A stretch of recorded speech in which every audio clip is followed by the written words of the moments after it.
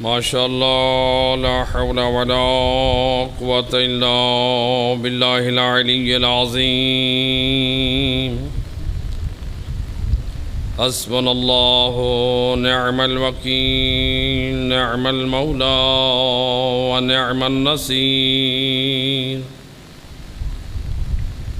فأعوذ بالله من الشيطان الرجيم.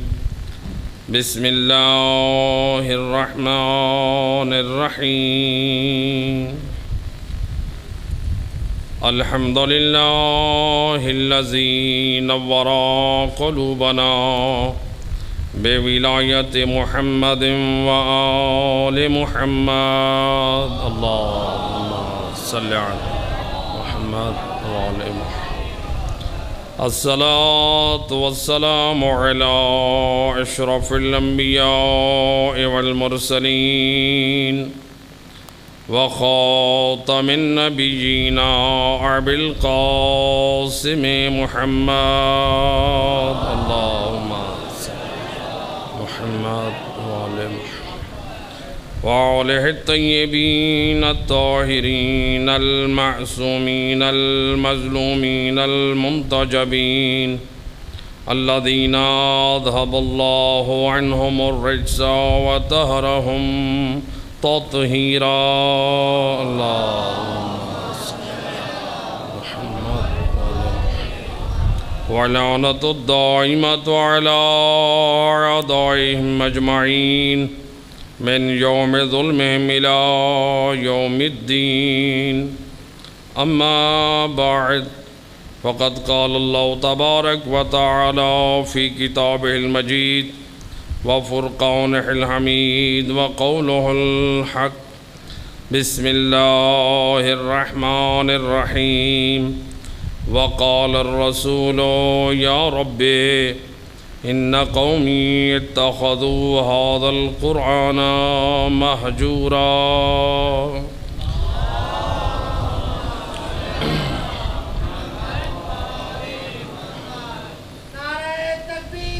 اللہ اکبر. یا رسول اللہ یا علی. اللہم صلی علی محمد وآل محمد. ارباب اعزاء، اس عشرہ محرم الحرام کی یہ چھٹی مجلس، جس میں ہمارا موضوع یہ قرار پایا تھا کہ سید الرسل بارگاہ الہی میں فرما رہے ہیں، اے میرے اللہ، میری قوم نے، میری امت نے قرآن کو چھوڑ دیا ہے. اور اللہ کو سید الرسل کا یہ شکوہ اتنا پسند آیا کہ اللہ نے جب دیکھا کہ واقعاً میرا حبیب حق بجانب ہے اور صحیح شکوہ کر رہا ہے کہ جو قرآن امت کی ہدایت کے لیے نازل ہوا تھا، امت نے اس قرآن کو نظر انداز کیا، تو اللہ نے گواہی کے طور پر اس قرآن میں وہ آیت وہ شکوہ رسول بیان کر کے قیامت تک کے لوگوں کو یہ پیغام دے دیا. یاد رکھو، جس نے بھی قرآن پر عمل نہ کیا، میرے رسول کا یہ شکوہ میدان قیامت میں اس کے حق میں رہے گا.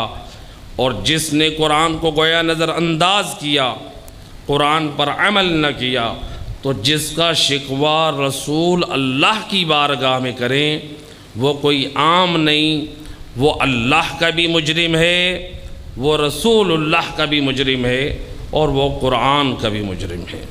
ایک صلوات پڑھ دے محمد و اہل بیت ذات. اللہم صلی علی. لہذا قرآن کریم کے نازل ہونے کا جو مقصد تھا، وہ مقصد ہدایت ہے. اگرچہ روایات میں جو آپ مسلسل سماعت فرما رہے ہیں تلاوت قرآن کے حوالے سے اور مطالب قرآن کے حوالے سے، سید الرسل نے جس زبان سے امت کو قرآن بخشا، جس زبان سے امت کو قرآن دیا، اسی لسان وحی سے سید الرسل فرماتے ہیں افضل العباد امتی تلاوت القرآن۔ اے کلمہ گو، اے رسول اللہ کی ذات پر ایمان رکھنے والو، رسول اللہ فرماتے ہیں آؤ نگاہ نبوت میں اگر معیار عبادت دیکھنا چاہتے ہو، افضل ترین عبادت دیکھنا چاہتے ہو، دیکھو وہ کوئی اور نہیں ہے، وہ تلاوت قرآن ہے۔ اللہم صلی علی۔ تو لہٰذا مقصد کیا تھا؟ ائمہ خدا علیہ السلام نے یا سید الرسل نے جتنی بھی تاکیدات فرمائی ہیں اور جتنی روایات ارشاد فرمائی ہیں، حق اصل میں جو مقصد تھا کہ امت جب تلاوت کرنے لگے تو کسی بہانے سے وہ قرآن میں یہ جان لے کہ پروردگار ان کی ہدایت کے لیے، ان کی کامیابی کے لیے، ان کی نجات کے لیے، ان کی فلاح کے لیے، ان کی ہدایت کے راستوں کی ہمواری کے لیے اللہ نے کیسے کیسے نمونے پیش کیے ہیں۔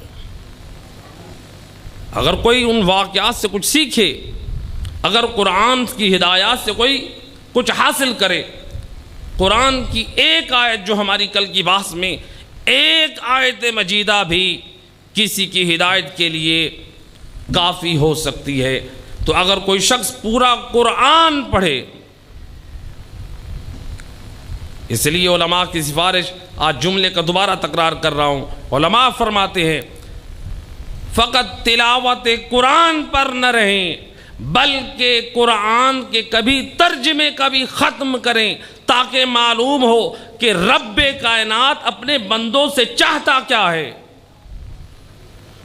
اگر ہم تلاوت قرآن کرتے رہیں تو ہمیں یہ معلوم نہ ہو سکے گا، یقیناً تلاوت قرآن کا ثواب حاصل کیا ہے، لیکن ہم قرآن کے مطالب کو، قرآن کے پیغامات کو نہ سمجھ سکیں گے۔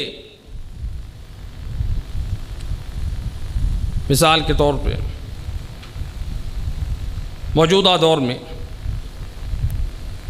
جن لوگوں کو پڑھنا لکھنا نہیں آتا، اگر وہ سمارٹ فون استعمال کرتے ہوں اور ان کے کسی عزیز کا نمبر ایڈ ہو اور واٹس ایپ پہ معلوم ہو جائے کہ میرے دوست نے بڑے عرصے بعد مجھے میسج بھیجا ہے، خوش ہو کہ میرے دوست نے مجھے یاد کیا ہے، مجھے میسج بھیجا ہے، لیکن اس بیچارے کو پڑھنا نہیں آتا، اس کے لیے یہ میسج فائدہ مند ہے یا نہیں؟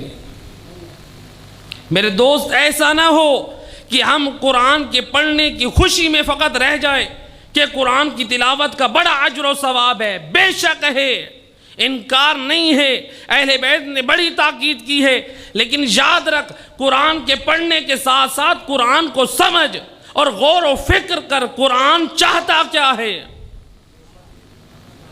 قرآن کی ہدایات کیا ہے، قرآن ہم سے کیا چاہتا ہے، کس راستے پر لے کر جانا چاہتا ہے۔ قرآن کوئی معمولی کتاب نہیں ہے، قرآن وہ عظیم کتاب ہے،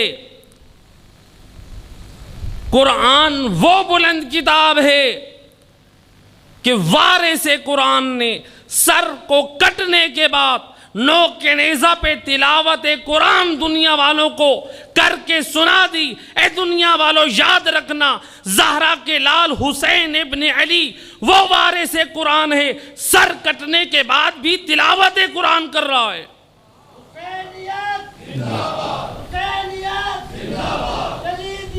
مرد آباد، مرد آباد، یا نوک نیزہ پہ حسین کے سر کا کلام کرنا، تلاوت قرآن کرنا، علماء اہل سنت نے بھی مورخین نے نقل کیا ہے، علماء شیعہ نے بھی نقل کیا ہے کہ امام حسین کے سر سے جو آواز آئی وہ تلاوت قرآن کی تھی۔ سورہ کہف وہ خود ایک پیغام، ایک مجلس ہے کہ امام حسین ابن علی نے آخر اس آیہ مجیدہ کو کیوں تلاوت فرمایا، امت کو کیا پیغام دینا چاہتے ہیں۔ نواز رسول شہادت کے بعد قرآن کو نہ بھلائے، اور حسین کا چاہنے والا جس کی زندگی میں قرآن نام کی چیز نہ ہو، ایک جگہ پہ اور خدمت کا جو موقع مل رہا ہے وہاں پر ایک پڑھنے والے، البتہ اس جگہ پہ تو نہیں، اس سے ہٹ کر جو اہل ایمان نے، اور کتنی ایسی چیزیں فیس بک پر اور یوٹیوب پر ایسے کلپ آ چکے ہیں جو پڑھنے والا یہ پڑھ کے کہہ رہا ہے امام حسن مجتبی یا امام حسین مظلوم کربلا جب انہوں کو کسی چیز کو اٹھانا تھا تو امام نے کیا کیا؟ علیاذ باللہ نقل کفر نباشت، کہتے امام نے قرآن پہ قرآن رکھا، پھر قرآن رکھا، اور بالآخر نواس رسول قرآن پہ چڑھ کر اس چیز کو اٹھا رہے ہیں۔ یہ قرآن کی توہین، اہل بیت نے سر کٹا کے قرآن کی تلاوت کر کے دنیا والوں کو بتا دیا قرآن عظمت والی کتاب ہے، ہم اس عمل سے قرآن کی توہین نہیں کرانا چاہتے۔ یہ جن محفلوں میں، جن ممبروں سے یہ ایسی آوازیں بلند ہو رہی ہیں، میرے دوست یہ قرآن کی عظمت نہیں، یہ قرآن کی توہین ہے۔ بے شک وہ سامت قرآن، یہ ناطق قرآن، اس کا مطلب یہ ہرگز نہیں ہے کہ اہل بیت علیہ باللہ قرآن پہ چڑھ جائیں۔ یقیناً یہ دشمن ہے جو تشیع میں داخل ہو کر ایسی باتیں بیان کرتا ہے تاکہ دنیا والوں کو بتائے کہ علی کے چاہنے والے قرآن کے بارے میں کیا نظریہ رکھتے ہیں۔ یاد رکھے دنیا والے، ایسے لوگ جو قرآن کی توہین کریں، جو قرآن کی اہانت کرے، ہم اس کا کسی مذہب سے تو کیا، اس کا اسلام سے بھی تعلق نہیں سمجھتے۔ قرآن کی توہین کرنے والا مسلمان نہیں ہے،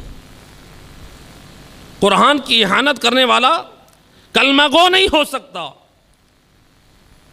جتنا بڑا بھی اولاد، جتنا مقام و منصب حاصل کر لے، جتنی عظمت کی مالک ہو جائے، اپنے والدین کی کفالت کرے، اپنے والدین کو راضی رکھے، اگر وہی شریف ہو، باوقار ہو، نماز شب زندہ دار ہو، والدین اس سے راضی ہوں، لیکن ماں باپ کو کہے ذرا لیٹ جائیں، میں آپ کے سینے پہ پاؤں رکھتا ہوں، یہ والدین کے حق میں توہین ہے یا ان کی عظمت ہے؟ میرے دوست یاد رکھ، یہ اہل بیت کا اس طرح سے قرآن سے نسبت دینا یہ قرآن کی توہین ہے، یہ اہل بیت کی عظمت نہیں ہے۔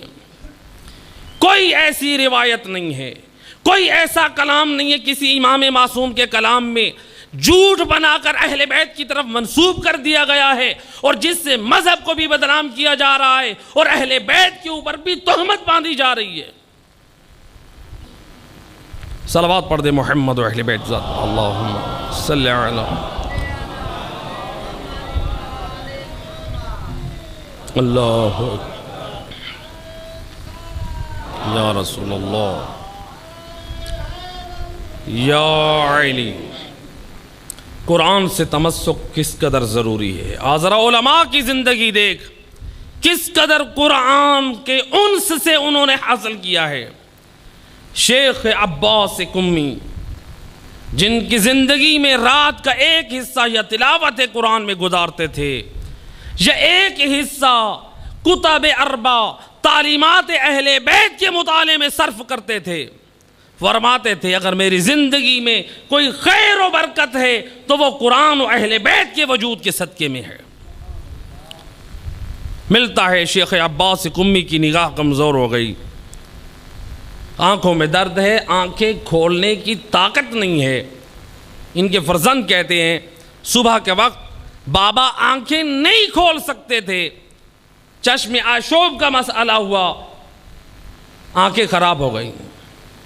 جب میں دوپہر کو دینی درسگاہ سے علوم آل محمد حاصل کر کے گھر پہنچا، میرے بابا شیخ عباس قمی کی آنکھیں کھلی ہیں، صحیح سالم ہیں، علوم اہل بیت کو لکھ رہے ہیں۔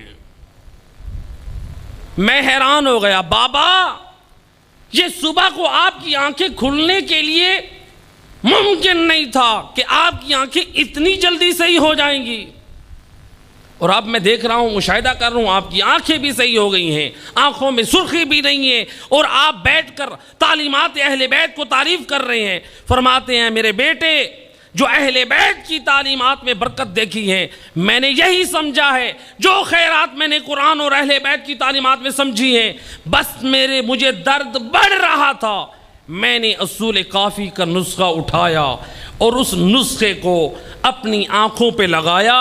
یہ وہ کلام ہے جو پاک ہستیوں کی زبان سے نکلا ہے، اہل بیت کی وہ تعلیمات میں نے آنکھوں سے مس کیا، اللہ نے اس کلام کے صدقے میں مجھے شفا عطا کی۔ یہ علماء بزرگان دین کس قدر تمسک رکھتے ہیں، کس قدر قرآن کی برکات کے قائل ہیں۔ اور ایک مرتبہ شیخ عباس قمی کا فرزند مریض ہوا، اب ان کی زوجہ ایک قہوہ بنا رہی تھی تو اسے چمچ سے مکس کرنا تھا دوائی کو۔ شیخ عباس قمی کہتے ہیں رک جاؤ، چمچ لانے کی ضرورت نہیں ہے، میں اپنی انگلی سے اس میں حرکت دوں گا اور پھر میرے فرزند کو یہ قہوہ پلانا کہ جس کی برکت سے اللہ اسے شفا دے گا۔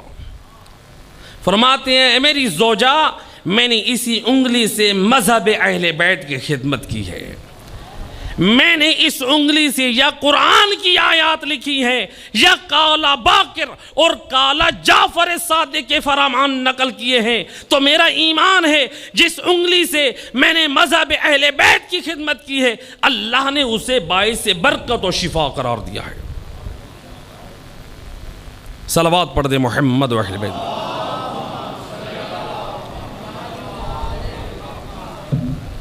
بار دیگر باواز بلند سلام علیکم۔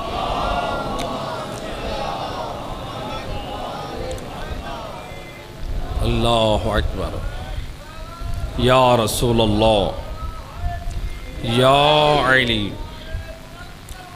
اللہم صلی علی محمد وآلہ۔ قرآن سے تمسک، وارثان قرآن سے تمسک۔ میرے دوست کسی کی غلط فہمی کا شکار نہ ہو، اہل بیت نے قرآن کے قریب کیا ہے اور قرآن نے اہل بیت کے قریب کیا ہے۔ اہل بیت نے قرآن کی عظمت کو اجاگر کیا ہے اور قرآن نے اہل بیت کی عظمت کو اجاگر کیا ہے۔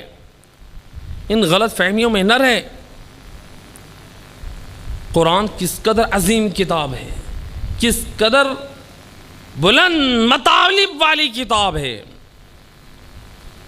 کہ ہمارے شیخ صدوق رحمۃ اللہ علیہ، ہماری کتب اربع کے مصنف شیخ صدوق، جنہوں نے بعض علماء نے نقل کیا 300 سے زائد کتابیں مذہب اہل بیت کی تعلیمات میں لکھی ہیں،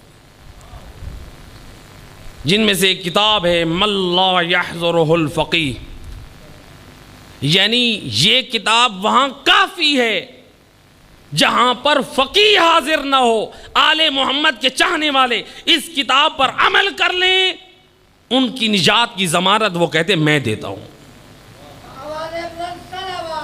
اللہم صلی علی محمد۔ علماء نے کتنی محنتوں سے یہ کتابیں تعریف فرمائی ہیں، آثار اہل بیت کو جمع کیا ہے۔ شیخ صدوق فرماتے تھے میری زندگی میں جتنی برکات و خیرات ہیں یہ صدقہ اور عنایت ہے قرآن اور اہل بیت کی تعلیمات سے۔ کون شیخ صدوق؟ کوئی معمولی ہستی نہیں ہے، وہ شیخ صدوق۔ ان بزرگان دین کا تعارف بھی ضروری ہے، معلوم تو ہو کہ میرے مذہب کے کون خدمت گزار ہیں۔ کون شیخ صدوق؟ کہ جن کے بابا نے سفارش کرائی تھی غیبت صغرا میں حضرت حسین ابن روح، جو امام زمان علیہ السلام کے، اللہم صلی علی محمد وآلہ محمد، امام کے تیسرے نائب سے سفارش کرائی تھی کہ میرے حق میں دعا کریں اللہ مجھے اولاد عطا فرمائے۔ امام معصوم نے اس کے حق میں دعا فرمائی کہ اللہ اسے ولد فقیہ عطا کرے جو اسے دنیا و آخرت میں نفع دے۔ امام زمان کی دعا سے شیخ صدوق پیدا ہوئے جو اپنے زمانے کا فقیہ اور محدث بنا۔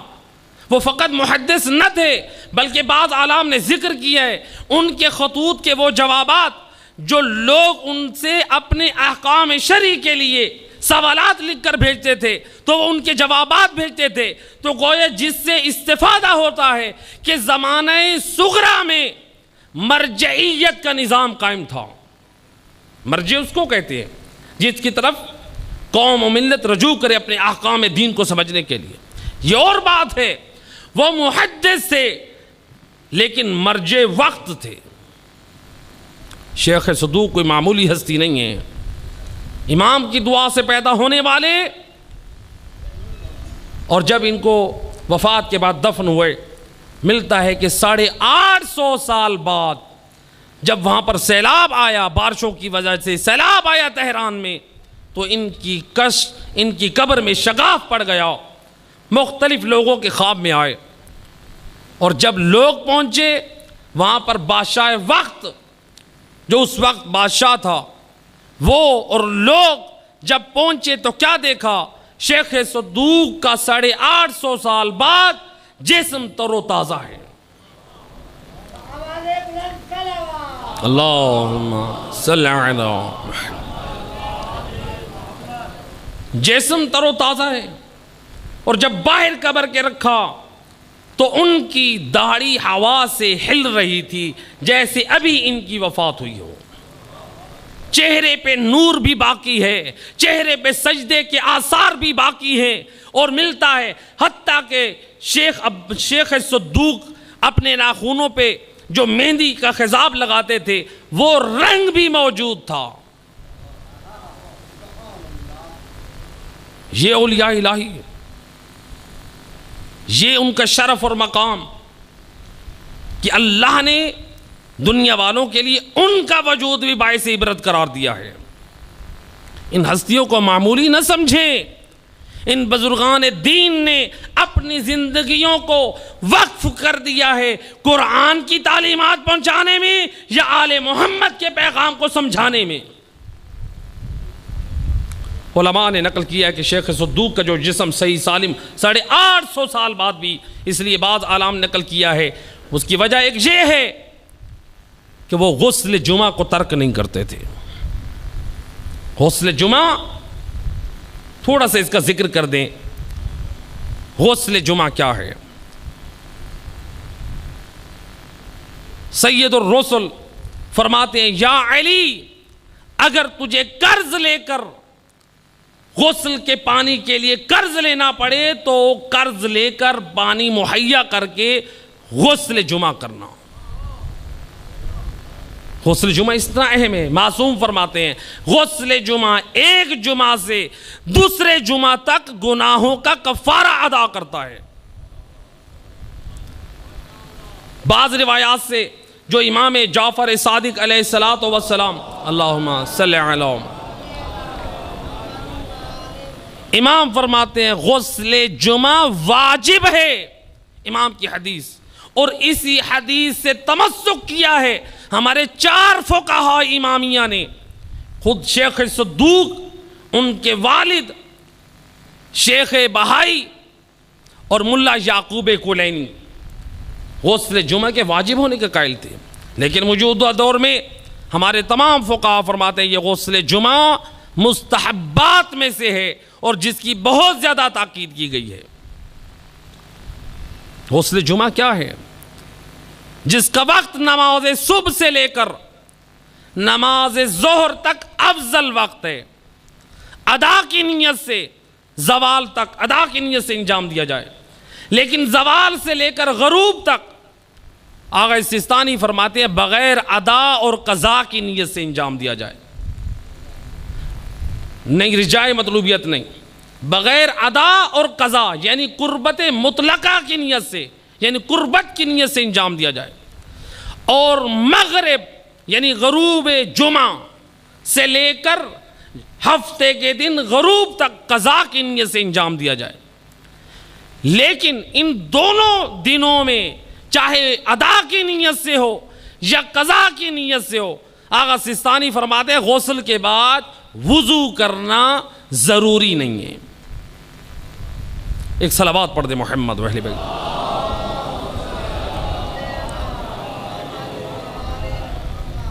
قرآن کس قدر ضروری ہے، قرآن کس قدر اہم ہے۔ قرآن کی ایک آیت باعث سے برکت بن جاتی ہے۔ کسی نے امام معصوم سے پوچھا، یا ابن رسول اللہ، کیا وجہ ہے کہ فرعون اپنے دربار میں اللہ کی ربوبیت کا اقرار کرتا رہا، وہاں پر اللہ نے اسے ہلاک نہ کیا، اسے دریائے نیل میں ہلاک کیا؟ اب ذرا دیکھیں قرآن کی کتنی برکات ہیں۔ امام فرماتے ہیں فرعون نے اپنے دروازے پر قرآن کی ایک آیت تحریر کروائی تھی، کیا؟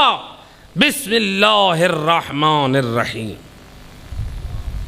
امام فرماتے ہیں پروردگار فرماتے ہیں مجھے حیا آتی ہے، فرعون نے اپنے دروازے پر مجھے رحمان و رحیم تسلیم کیا ہے، میں کیسے اس کے دربار میں اس کو تباہ کر دوں؟ اس لیے اللہ نے اس پر بھی عذاب بھیجا تو اس دربار سے باہر۔ اللہ اکبر، قرآن کس قدر بابرکت ہے، ایک آیت میں برکت ہے۔ قرآن سے تمسک ضروری ہے۔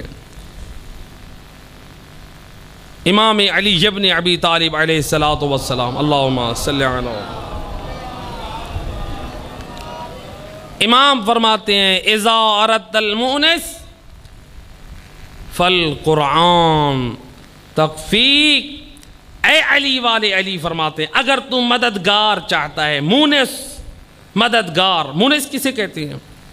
مونس وہ مددگار ہوتا ہے، یعنی جب لوگ دنیا والے آپ کو تنہا چھوڑ دیں تو اس وقت وہ مونس آپ کا غمخوار ہوتا ہے۔ امام فرماتے ہیں جب قبر میں تو تنہا ہوگا، جب محشر میں تو محتاج ہوگا، اگر تو قرآن کو اپنا مددگار بنانا چاہتا ہے، غمخوار بنانا چاہتا ہے کہ جو قبر میں حشر میں کوئی کسی کی مدد کرنے والا نہ ہوگا، قرآن سے تمسک تو پکڑ لے میدان قیامت میں، اور قبر میں قرآن تیرا مونس و مددگار ہوگا۔ قرآن اتنی عظیم بابرکت کتاب ہے، جس نے بھی قرآن کے بارے میں فکر کی، جس نے بھی قرآن سے تمسک اختیار کیا، فلاح پائی ہے۔ علامہ طبرسی ہمارے مفسرین قرآن میں سے، صاحب مجمع البیان، تقریباً آج سے 900 سال پہلے کہ یہ مفسر ہے، 6 صدی کے مفسرین میں ان کا نام آتا ہے۔ 6 صدی سے لے کر آج تک 15ویں صدی کے علماء مفسرین نے جس نے بھی تفسیر لکھی ہے، چاہے مفسرین علماء شیعہ ہوں یا مفسرین علماء اہل سنت ہوں، سب نے اس تفسیر کو سامنے رکھ کر اپنی تفاسیر کو مرتب کیا ہے۔ یہ آج آپ کے ہاتھ میں اردو میں تفسیر نمونہ ہے، تو جا کر دیکھیں تفسیر مجمع البیان کے کتنے حوالے موجود ہیں۔ اس قدر بابرکت کتاب ہے۔ کیوں لکھی گئی یہ کتاب تفسیر قرآن؟ کیوں ضرورت پیش آئی اس تفسیر قرآن کی کہ جس کی بدولت تمام امت اسلام کے علماء اس تفسیر قرآن سے استفادہ کر رہے ہیں؟ اس قدر تو بابرکت ہے۔ آخر اس تفسیر کے لکھنے کی ضرورت کیا تھی؟ ملتا ہے کہ علامہ طبرسی کو سکتہ ہو گیا، حرکت دل بند ہو گئی، لوگوں نے سمجھا کہ شیخ کا انتقال ہو گیا، غسل و کفن دے کر دفن کر دیا۔ اب جب قبر میں کچھ وقت گزرا، وہاں پر دم گھٹنے لگا، تو علامہ طبرسی کی جب آنکھ کھلی تو دیکھا وہ قبر میں موجود ہے۔ ایک مرتبہ تعجب بھی ہوا اور پریشان بھی ہوئے، لیکن سمجھ گئے کہ میرے چاہنے والوں سے یہ غلطی ہوئی ہے، مجھے مردہ سمجھ کے دفن کر گئے ہیں۔ اب علامہ طبرسی فرماتے ہیں مجھے کوئی سمجھ نہیں آئی، قبر کی اینٹوں کی طرف ہاتھ بڑھاتا ہوں، مٹی کا زور ہے، نہ حرکت میں اینٹ آتی ہے، نہ قبر کے کھلنے کا کوئی راستہ ہے۔ اب میں پریشان ہوں، اس عالم میں کیا کروں؟ اور علامہ طبرسی اپنی حیات میں قرآن کی تفاسیر بھی لکھ چکے ہیں، تعلیمات اہل بیت پر کتابیں بھی لکھ چکے ہیں۔ فرماتے ہیں اس عالم تنہائی قبر میں مجھے بس ایک ذات یاد آئی، ذات پروردگار۔ میں اپنے رب کی بارگاہ میں متوجہ ہوا، میں اپنے پروردگار کی بارگاہ میں راز و نیاز کرنے لگا اور میں فریاد کرنے لگا۔ میں نے کہا روتی ہوئی آنکھوں سے، فریاد کرتے ہوئے، دستے بلند کر کے قبر کی تنہائی میں نے کہا اے بار الہ، اگر تو مجھے اس قبر سے صحیح سالم نکال دے تو میں تیری خوشنودی کے لیے تفسیر قرآن لکھوں گا۔ یہ قرآن سے تمسک ہے فقہاء علماء کا کہ قبر میں غلطی سے مردہ سمجھ کے دفن کر دیا، لیکن علامہ طبرسی اس گھڑی میں بھی اللہ کو یاد رکھ رہے ہیں۔ اور تمسک کس سے کیا؟ قرآن سے۔ فرماتے ہیں میرا اللہ اس مشکل گھڑی میں میری نجات فرما، میری مشکل کا راستہ کھول دے، میں قرآن لکھوں گا وارثان قرآن کی روشنی میں۔ علامہ طبرسی نے نظر مانی، لیکن یاد رکھیں ہمارے ہاں نظر کا ایک نظریہ بن چکا ہے۔ عام طور پہ میں کہا کرتا ہوں ہماری خواتین کی تقریباً 99% وہ نظر اور منت صحیح نہیں ہوتی، اس لیے فقہاء فرماتے ہیں جس نظر میں نام خدا نہ ہو، اللہ کا نام نہ ہو، وہ نظر شرعاً منعقد نہیں ہوتی۔ منت ماننے کے لیے یہ کہیں اللہ کے لیے مجھ پر لازم ہے، اللہ کی خاطر میں اپنے اوپر فرض کر رہا ہوں، تب یہ منت صحیح ہوگی، ورنہ منت نہیں ہے۔ تو علامہ طبرسی کہتے ہیں میں نے قرآن کی تفسیر کی نظر مانی، اپنے رب سے راز و نیاز کر رہا ہوں، یا تھوڑی دیر بعد میری قبر سے کھدائی کی آواز پیدا ہوئی۔ قبر کی ایک دو اینٹیں جب ہٹیں میں سمجھ گیا یہ اللہ نے میری مشکل کشائی فرمائی ہے۔ قرآن کے وسیلے سے، وارثان قرآن کے وسیلے سے۔ فرماتے ہیں کفن چور تھا، ارادہ تھا کہ کفن چوری کرے، جیسے ہی اس نے اندر ہاتھ بڑھایا میں نے جلدی سے اس کا ہاتھ پکڑ لیا۔ ایک مرتبہ وہ کفن چور گھبرا گیا، میں نے اسے اپنی ساری حالات سے آگاہ کیا، گھبرا نہیں، میں تجھے کفن بھی عطا کروں گا اور کثیر مال بھی عطا کروں گا، بس تو مجھے میرے گھر میں پہنچا دے۔ علامہ طبرسی کہتے ہیں اس کفن چور نے قبر کا سوراخ کھولا، تمام اینٹیں اور مٹی کو ہٹایا اور مجھے اپنے کاندھوں پہ اٹھا کر، چونکہ کمزوری بھی تھی، مجھے اپنے کاندھوں پہ اٹھا کر میرے گھر میں لایا۔ تو میں نے پہلی فرصت میں یہ تفسیر قرآن، تفسیر مجمع البیان کو تحریر فرمایا، جو آج سے 800 سال پہلے کہ علماء اسلام آج تک جتنے مفسرین ہیں، سب مفسرین علماء شیعہ ہوں، علماء اہل سنت ہوں، سب اس تفسیر قرآن سے استفادہ کرتے ہیں۔ کس قدر تمسک تھا قرآن سے کہ مشکل سے نجات کے لیے بارگاہ الہی میں قرآن کی تفسیر کی منت مانی ہے۔ گویا علماء دین نے عمل سے سمجھایا، اے اہل بیت کے چاہنے والوں، اے کلمہ گو، اے مسلمانوں، منتیں مانو ایسی جو رب کی خوشی کا سبب بنے۔ اللہ جانے کیسی کیسی منتیں مان لیتے ہیں۔ اہل بیت کی سیرت میں دیکھیں، یا تو ہمیں نماز نظر آتی ہے یا پھر ہمیں روزے نظر آتے ہیں۔ بے شک جتنی منتیں ماننی ہیں مان لیں، لیکن فاطمہ زہرا نے اپنی سیرت میں کتنی پاک منت کا ذکر کی ہے روزے کی منت کو. اللہ نے اتنا پسند کیا روزے کی منت کو کہ جناب سیدہ جب فقراء کو عطا کرتی رہیں تو اللہ نے فاطمہ زہرا کی شان میں قرآن میں قصیدہ نازل کر دیا. اللہم صلی علی محمد. لہذا قرآن سے تمسک رکھیں. اللہ تعالیٰ قرآن میں فرماتا ہے ھذا کتاب انزلناہ مبارک فاتبعوہ. اے دنیا والو اللہ نے یہ مبارک کتاب نازل کی ہے اور اس کتاب کی اتباع کرو. اللہ قرآن میں فرماتا یہ کتاب جو نازل ہوئی ہے یہ مبارک ہے, یہ بابرکت ہے, لیکن اس میں یہ نہ سمجھو کہ گھر رکھ کے اس کی برکتیں حاصل کرتے رہیں, بلکہ اس کی برکتیں تب ملیں گی جب تم اس کی اتباع کرو گے, جب قرآن پر عمل کرو گے تو اس کی برکتیں پاؤ گے. وہ کیسے؟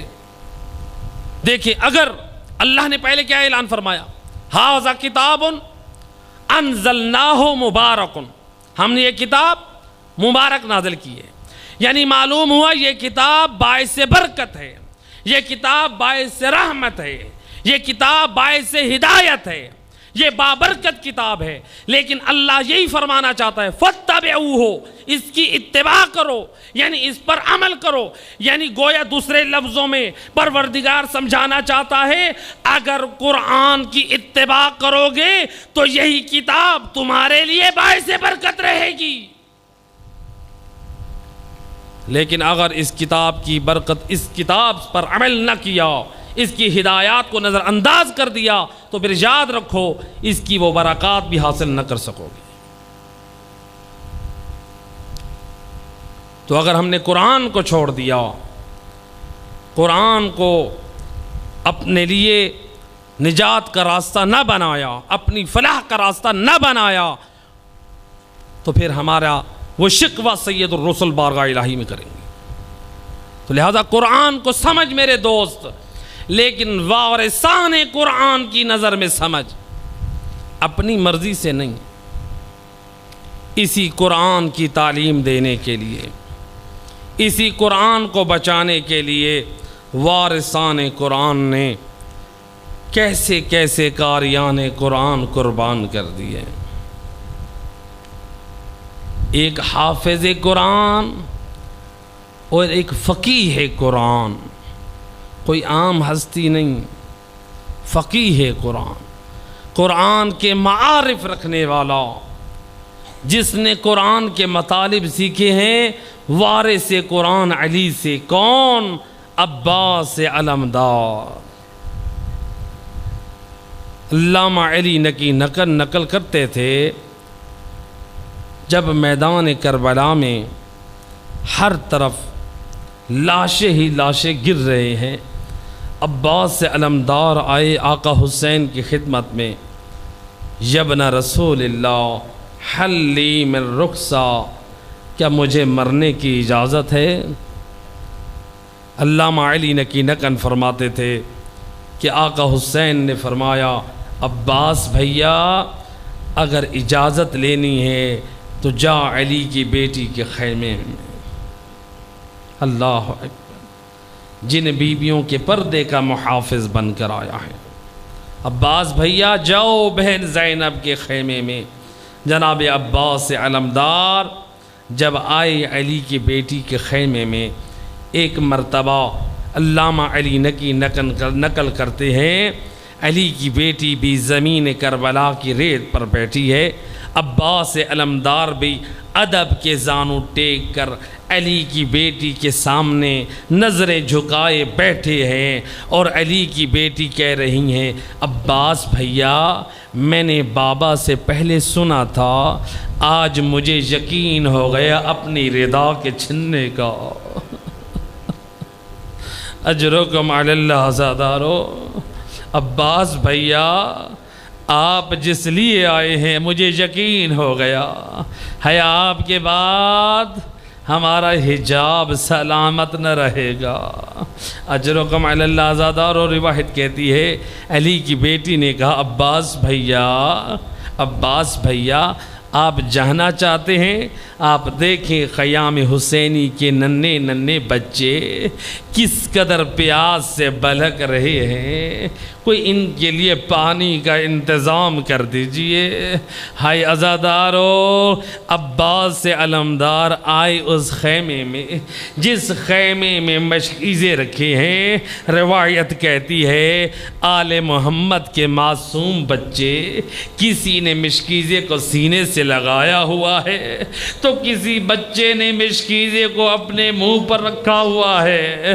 اے کوئی بچے نے مشکیزہ اپنے رخساروں سے، ہے پانی تو نہیں ہے، اللہ جانے، بس اس امید سے کہ شاید مشکیزوں کی ٹھنڈک اے ہمارے کلیجوں کو ٹھنڈا کر دے۔ اجرکم علی اللہ آزادارو، ہے اس خیمے میں ایک ماتم کی صدا تھی، وہ کیا تھی؟ العطش، العطش۔ ہر بچے کی زبان پر یہی آواز دی، ہائے پیاس، ہائے پیاس۔ ارباب مقاتل نقل کرتے ہیں ان بچوں کی سالار ہائے حسین کی یتیمہ جناب سکینہ آگے بڑھی، کہا اے عباس ہائے کچھ پانی کا اہتمام کر دیجئے، اے پانی کچھ مل جائے، اے چچا جان کچھ پانی کا انتظام کر دیجئے۔ جناب عباس نے، روایت کہتی ہے، مشکیزہ اٹھایا، آقا حسین کی خدمت میں آئے، علی کی بیٹی نے اجازت دے دی، آقا کیا اجازت ہے؟ ایک مرتبہ امام کی اجازت سے رخصت ہوئے۔ عزادار اور روایت کہتی ہے علی کا بیٹا ہے تلوار کو نیام سے نکالے فرات کے کنارے جا رہا ہے، یہ ہر طرف سے حملہ۔ عباس علمدار نے شجاعت علوی کے جور تو دکھائے، ہائے فرات پر پہنچ گئے۔ روایت کہتی ہے عباس علمدار نے ایک چلو پانی کا لیا، ہائے حسین کی پیاس کو یاد کیا، ہائے بچوں کی پیاس کو یاد کیا، دنیا والوں کو درس دے دیا، اے حسین والو، حسین کی خواہش پر اپنی خواہش کو قربان کرنے کا نام ہی وفا ہے۔ ہائے عباس علمدار نے اپنی وفا کا درس دے دیا۔ ہے مشکیزہ بھرا، اب جو عباس علمدار کی ایک تمنا ہے یہ مشکیزہ بچوں میں پہنچ جائے۔ یہ ایک لعین نے بڑھ کر کھجور کے درخت کے پیچھے سے ایسا وار کیا، عباس علمدار کا بازو شہید ہوا۔ ہے عباس علمدار بڑھ رہے ہیں، یہ ایک لعین نے اور وار کیا، عباس کا دوسرا بازو قلم ہوا۔ بس عباس نے مشکیزے کو اپنے دانتوں میں مضبوطی سے تھام لیا۔ تمنا ایک ہے مشکیزہ خیام حسینی میں پہنچ جائے۔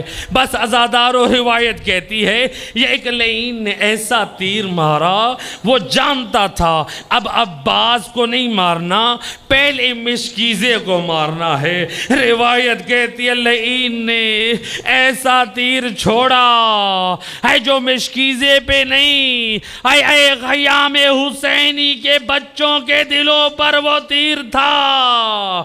اجرکم علی اللہ اولاد والو، آل محمد کے چھوٹے چھوٹے بچے خیام میں تڑپ رہے ہیں، ہائی جناب سکینہ خوش ہیں، ابھی چچا جان پانی کا مشکیزہ لائیں گے، ہائے میرا ننھا علی اصغر سیراب ہوگا، لیکن سکینہ نہیں جانتی ارے میرا چچا مارے گئے۔ بس ایک مرتبہ آواز دی ادرکنی یا اخا، اور میرا بھیا حسین حسین میری مدد کو آئیے. بس عباس علمدار کا یہ استغاثہ کرنا تھا. حضرت امام حسین بڑی جلدی سے آئے. روایت کہتی ہے ابھی عباس علمدار میں کچھ رمق باقی ہے. آقا حسین نے کیا کیا؟ حسین نے عباس کا سر خاک سے اٹھایا، اپنی گود میں رکھا، رخسارے سے خاک کو صاف کیا، آنکھ سے تیر کو نکالا ہے، بس خاک کا صاف کرنا تھا. فبقل عباس، عباس علمدار کا گریہ بلند ہوا. حسین فرماتے عباس بھیا رو کیوں رہے ہیں؟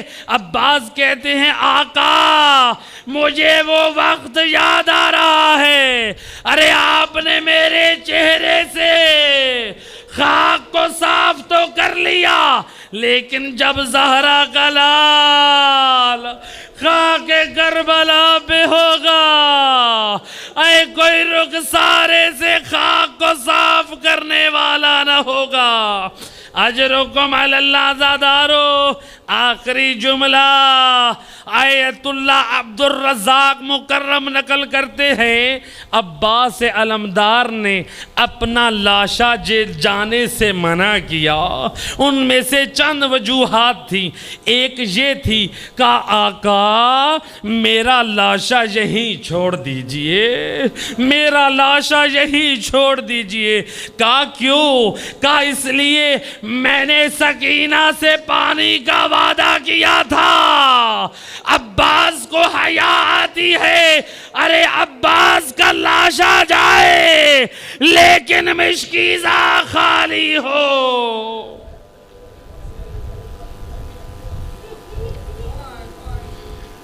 الا لعنت اللہ علی القوم الظالمین وسيعلم الذين ظلموا أي منقلب